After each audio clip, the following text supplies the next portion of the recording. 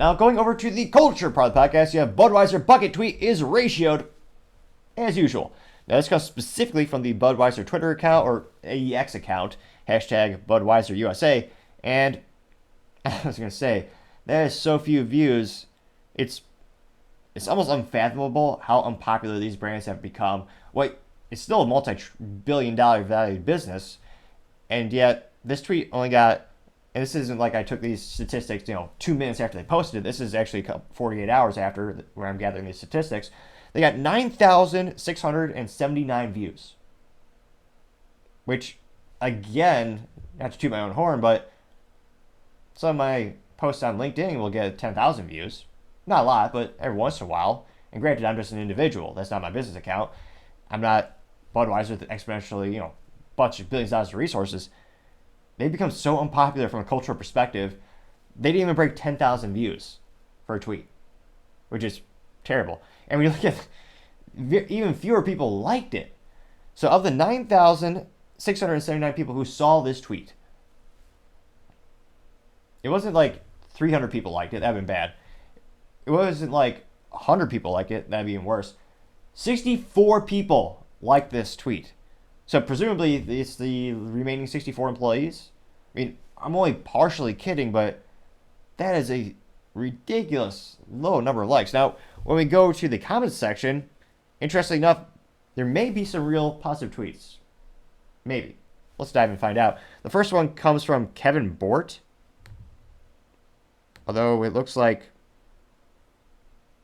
he has female hair. Okay, he's a rock star, I guess. So, Kevin Bort. Which, Bort? That's just a weird name. I mean, almost as weird as something like Topping. Oh, wait. Nevertheless, Kevin Bort says, quote, "Want to be bucket buddies." And that was responding to the original tweet from Budweiser saying, quote, "A gathering of beers is called a bucket," unquote.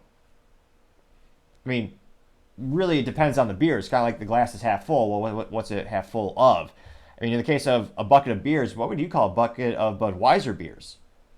Target practice, recycle, glass to be recycled, biological weapon, some might say. I don't know. What would you call a gathering of Budweiser beers? Trash? A novelty item?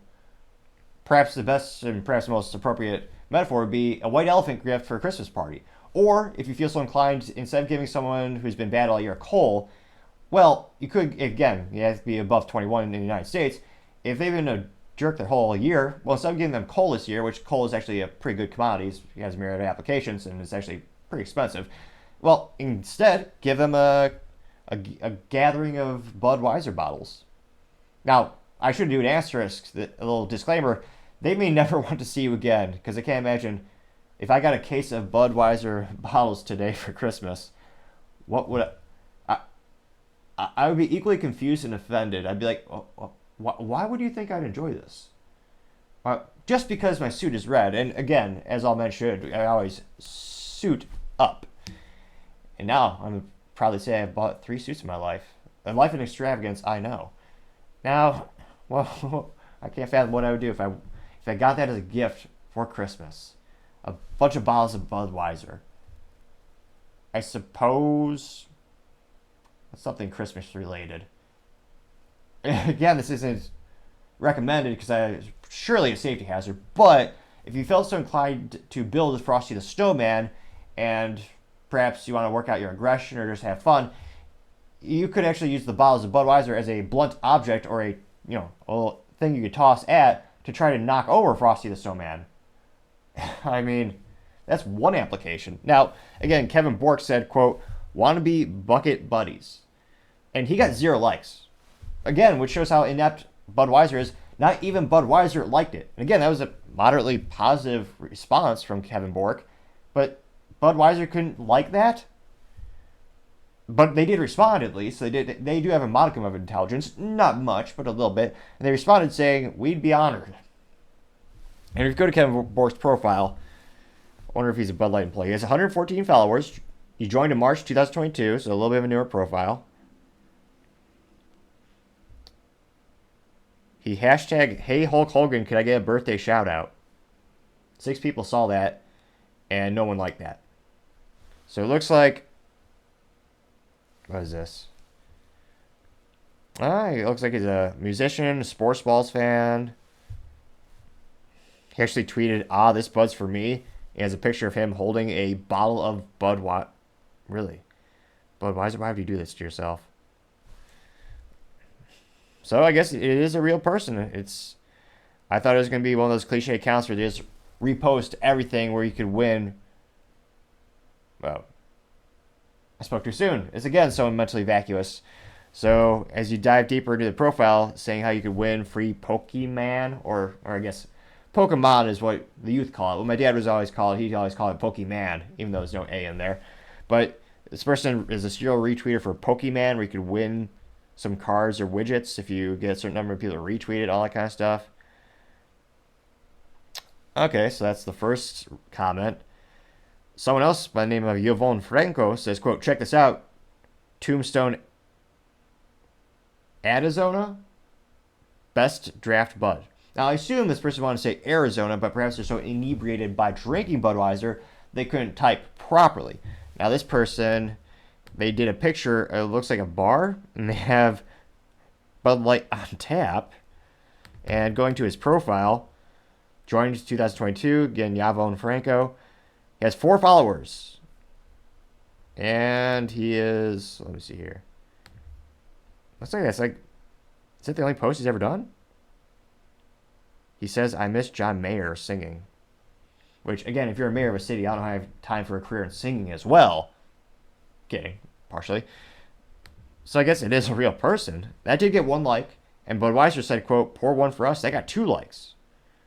Now, of the 6 tweets, or of the 6 responses, 2 are positive. Now we get to the entertaining ones. Robert L. Peters says, quote, DEI Weiser, which is a reference for the acronym Diversity, Equity, Inclusion. And then I get this disclaimer saying, show additional responses, including those that may contain offensive content. Well, of course. Let's dive in. Click the magical button. Then we get more. So 81 million votes my ass says, quote, looks like your union workers are going to strike. How will Bud survive that after the Mulvaney disaster? Unquote. Now, interestingly enough, that did not get a like. Dawn, I don't know why this is censored, but Dawn simply said bucket list.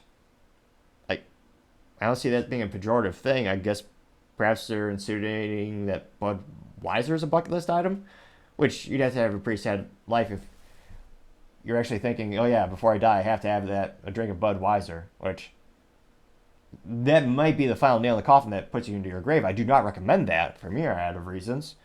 Now, another one comes from Jesse. This actually has a double disclaimer, so we had to click that little button to give us these 4 tweets. And then this one says, quote, visibility limited. This post may violate X's rules against hateful conduct.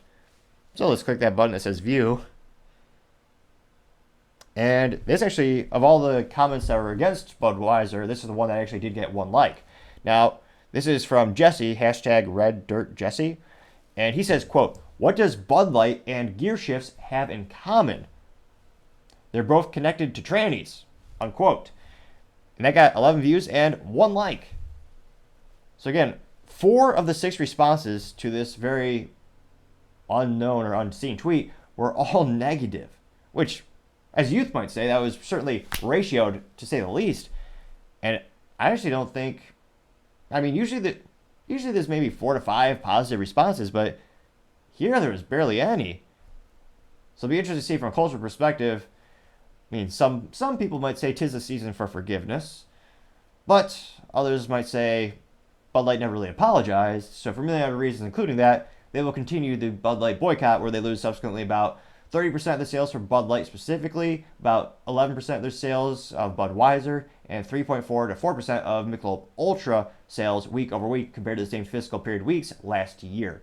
So it'll be interesting to see, as you get closer to the new year, do things turn around for Budweiser? And I can't help but think, but the Magic 8 Ball would probably say the outlook is not so good. Thank you everyone for taking the time to tune in today. Again, Merry Christmas. I would really appreciate if you click that subscribe button. trying to get to 4,000 subscribers by the end of December, so I greatly appreciate it. Also, leaving a like is a great way to help out the channel, as well as giving a little bit of comments. The feedback is greatly appreciated, as I do want to make the show better and better over time and constantly improve. Lastly, don't forget to take time to tell your family, tell your friends, tell your coworkers, heck, tell your enemies, tell anyone and everyone. Just stay safe, fight the good fight.